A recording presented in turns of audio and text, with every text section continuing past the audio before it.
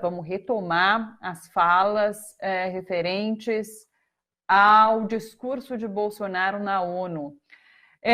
Vamos ver de novo o vídeo, o que vocês acham? Melhor ou vamos direto para a nossa conversa? Eu tenho mais, inclusive, duas informações bastante importantes, mas vamos fazer o seguinte... Vamos ver primeiro de novo aquele vídeo, então, das falas principais de Bolsonaro na ONU, a gente acompanha aqui juntos, e daí eu trago mais informações referentes ao meio ambiente, e daqui a pouquinho, então, a gente conversa com o Luiz Marques, professor do Departamento de História da Unicamp, que é isso. Vamos dar uma olhada nas falas de Bolsonaro na ONU. Aconteceu em grande parte do mundo, parcela da imprensa brasileira também politizou o vírus, disseminando o pânico entre a população. Sob o lema "Fique em casa" e "A economia a gente vê depois", quase trouxeram o caos social ao país. No Brasil, apesar da crise mundial, a produção rural não parou. O homem do campo trabalhou como nunca, produziu, como sempre, alimentos para mais de 1 bilhão de pessoas. O Brasil contribuiu para que o mundo continuasse alimentado. Nosso agronegócio continua pujante e, acima de tudo, possuindo e respeitando a melhor legislação ambiental do planeta. Mesmo assim, somos vítimas de uma das mais brutais campanhas de desinformação sobre a Amazônia e o Pantanal. Somos líderes em conservação de florestas tropicais. Temos a matriz energética mais limpa e diversificada do mundo. O Brasil desponta como o maior produtor mundial de alimentos e, por isso, há tanto interesse em propagar desinformações sobre o nosso meio ambiente. Nossa floresta é úmida e não permite a propagação do fogo em seu interior. Os incêndios acontecem praticamente nos mesmos lugares, no entorno leste da floresta, onde o caboclo e o índio queimam seus roçados em busca de sua sobrevivência, em áreas já desmatadas. Os focos criminosos são combatidos com rigor e determinação. Mantenho minha política de tolerância zero com o crime ambiental. O nosso Pantanal, com área maior que muitos países europeus, assim como a Califórnia, sofre dos mesmos problemas. As grandes queimadas são consequências inevitáveis da alta temperatura local, somada ao acúmulo de massa orgânica em decomposição. Em 2019, o Brasil foi vítima de um criminoso derramamento de óleo venezuelano, vendido sem controle, acarretando severos danos ao meio ambiente e sérios prejuízos nas atividades de pesca e turismo. No campo humanitário e dos direitos humanos, o Brasil vem sendo referência internacional pelo compromisso e pela dedicação no apoio prestado aos refugiados venezuelanos, que chegam ao Brasil a partir da fronteira no estado de Roraima. Seguimos comprometidos com a conclusão dos acordos comerciais firmados entre o Mercosul e a União Europeia e com a Associação Europeia de Livre Comércio. Esses acordos possuem importantes cláusulas que reforçam nossos compromissos com a proteção ambiental. Na América Latina, continuamos trabalhando pela preservação e promoção da ordem democrática como base de sustentação indispensável para o progresso econômico que desejamos. Faço um apelo a toda a comunidade internacional pela liberdade religiosa e pelo combate à cristofobia. O Brasil é um país cristão e conservador e tem na família a sua base. Deus abençoe a todos. Pois é, tem mais duas notícias em relação ao meio ambiente. O presidente Bolsonaro efetivou um militar na presidência do Instituto Chico Mendes de Conservação da Biodiversidade, o ICMBio. O coronel Fernando César Lorenzini ocupava o cargo de diretor de Planejamento, Administração e Logística, indicado também por Bolsonaro em 2019. E agora, desde agosto, ele ocupava interinamente a presidência do Instituto. Essa efetivação foi publicada hoje no Diário Oficial da União. Uma segunda notícia, o ex-conselheiro de uma das principais entidades ruralistas do país vai comandar a recém-criada Secretaria da Amazônia e Serviços Ambientais do Ministério do Meio Ambiente. Joaquim Álvaro Pereira Leite foi conselheiro da Sociedade Rural Brasileira durante 23 anos. Essa entidade é uma das que assinaram uma nota de apoio à gestão de Ricardo Salles, logo depois da divulgação da fala do ministro sobre aproveitar a epidemia da Covid-19 para passar a boiada na área ambiental. Sobre isso tudo, vamos conversar um pouquinho agora com Luiz Marques, professor livre docente do Departamento de História do Instituto de Filosofia e Ciências Humanas da Unicamp. Oi, professor Luiz, tudo bem com você? Como vai? Você está boa? Um grande prazer estar aqui com você. Obrigada por nos atender. A gente que agradece por você nos atender novamente. Vamos lá. Bolsonaro fala que o Brasil é um exemplo de preservação do meio ambiente. Só para citar alguns pontos do que foi feito nessa gestão: corte na prevenção de incêndios, demissão de quem aponta desmatamento, desmonte do IBAMA, da fiscalização florestal, paralisação do Fundo Amazônia, corte no combate ao aquecimento global, e agora a gente está assistindo essas queimadas na Amazônia e Pantanal. O que ele quis dizer com isso, professor? Olha, eu acho que nós temos... É bem claro, né? Essa não é uma coisa de hoje, já é uma coisa que já vem desde sempre, faz parte de uma marca registrada dos discursos do Bolsonaro, e não só do Bolsonaro, mas em soma de toda a cúpula governamental. É uma coisa simples, é bem conhecida historicamente, se chama a grande mentira, né? É uma coisa que foi inventada, ou foi muito aperfeiçoada, digamos assim, pelos nazistas, pelo Goebbels, pelo Hitler, se chamava a grande mentira, die große Lüge, né? Die große Lüge. Significava o quê? Exatamente afirmar o contrário da verdade. Basta afirmar o contrário da verdade. Você nunca dá trégua, né, à guerra ideológica, é sempre uma questão ideologizada.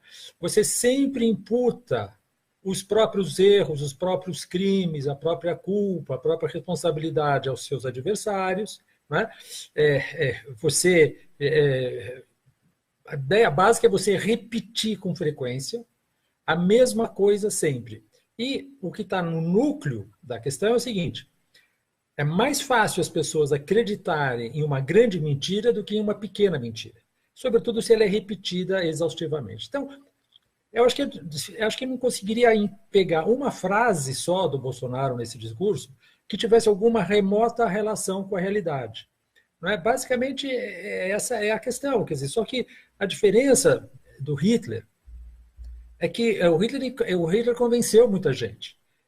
O Bolsonaro não convence mais ninguém, a não ser o núcleo mínimo dele, aquele núcleo de gente que o apoia cegamente, né, incondicionalmente, seja porque são pessoas que estão lucrando com isso, é uma minoria minúscula, seja pessoas que estão enganadas ou, de alguma maneira, muito frustradas com as crises econômicas de 2014 e 2016 e que ainda depositam alguma esperança de que o Bolsonaro possa, de alguma maneira, reverter a degradação socioeconômica da sociedade brasileira.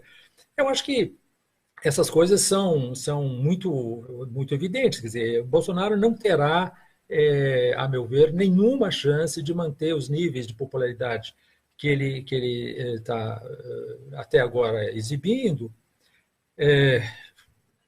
graças a essa estratégia da grande mentira, porque isso vai ter limites, e os limites são claros, é o arroz com feijão na mesa das pessoas. Então, veja, vamos pegar uma mentira básica no que se refere à questão ambiental, tá certo? Ele imputa ao caboclo e ao índio, né, as queimadas do Pantanal e da Amazônia.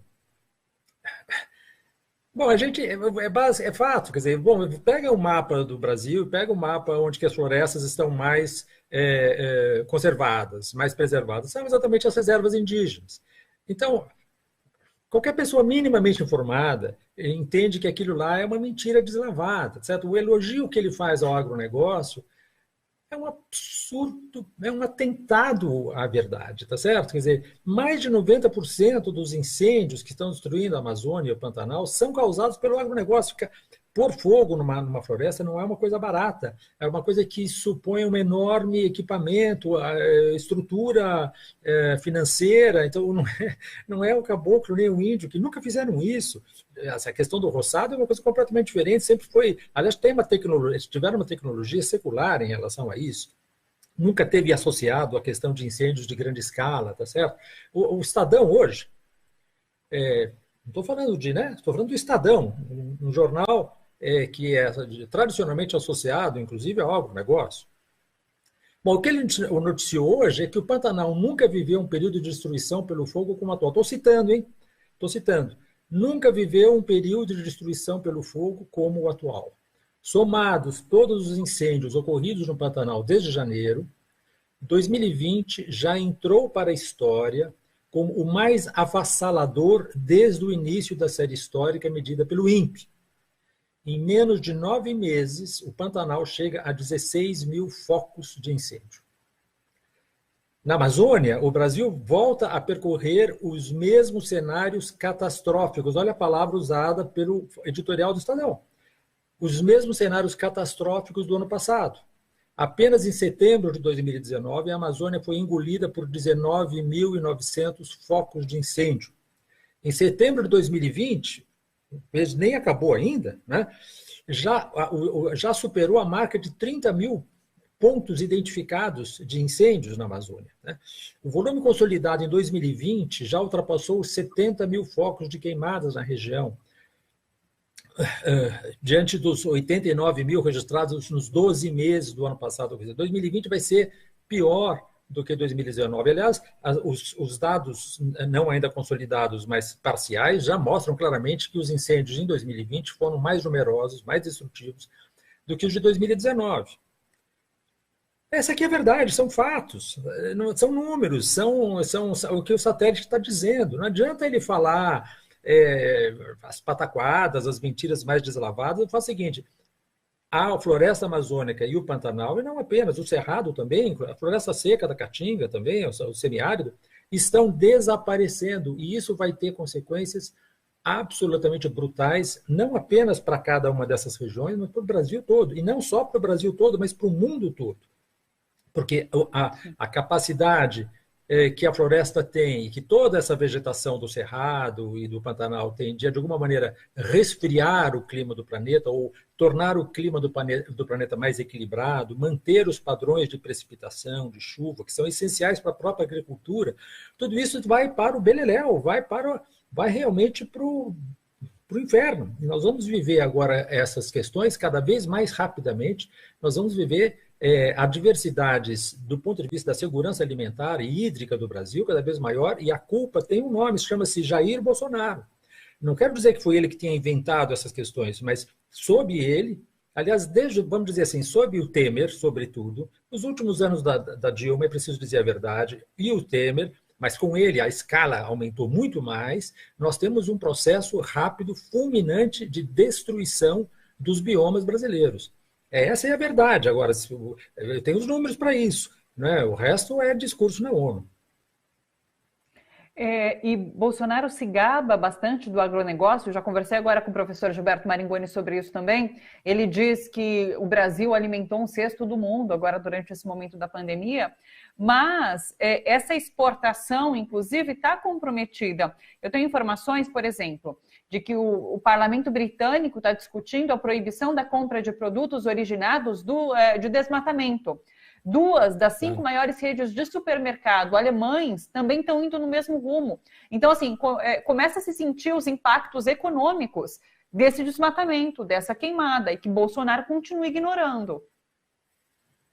Olha, eu acrescento um recente que saiu hoje no jornal, uma grande rede de supermercados da França, não lembro agora o nome da rede, também agora já está sob o fogo das críticas, não apenas de ambientalistas, mas mesmo de empresas, que estão dizendo, olha, não é possível nós continuarmos cúmplices dessa destruição. E veja, essas grandes redes e esses grandes os governos europeus, veja, eles não têm nenhum apego à natureza, eles não são abraçadores de árvores, eles não são ecologistas, eles estão simplesmente entendendo uma coisa muito clara, que é o seguinte: entre os maiores riscos para os negócios mundiais nos próximos 10 anos, 4 dos 5 maiores riscos identificados estão vinculados à mudança climática, estão vinculados à perda de biodiversidade, e o Brasil tem um tesouro enorme, que é o fato de ter a maior floresta tropical do planeta.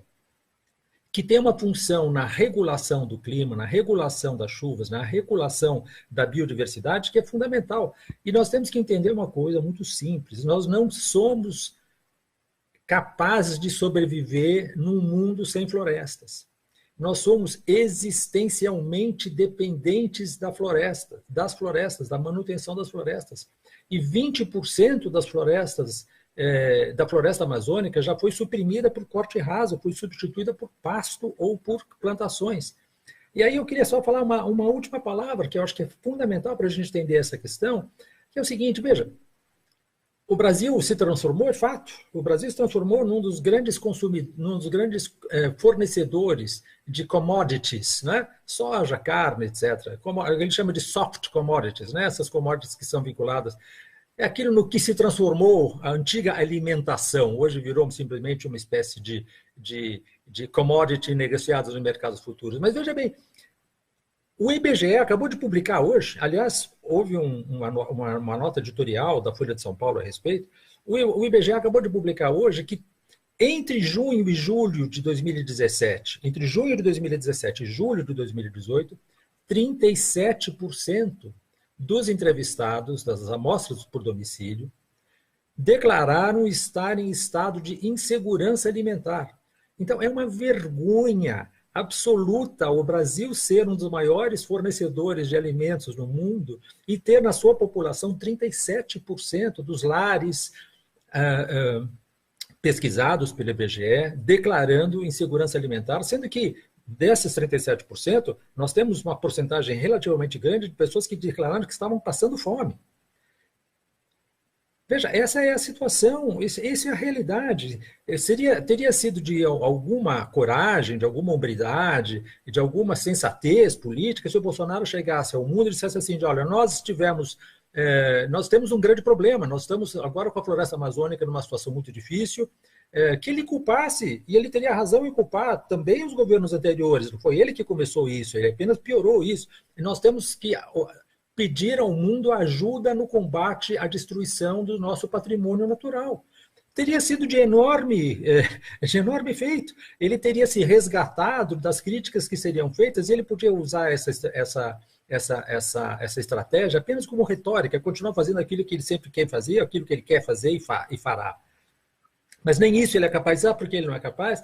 Porque ele tem uma estratégia muito clara, e a estratégia muito clara dele é a guerra ideológica, é mentir sistematicamente, de maneira a conseguir manter a faixa de apoio que ele é destinada, porque ele só vai ter essa faixa de apoio, e essa faixa de apoio vai se reduzir cada vez mais.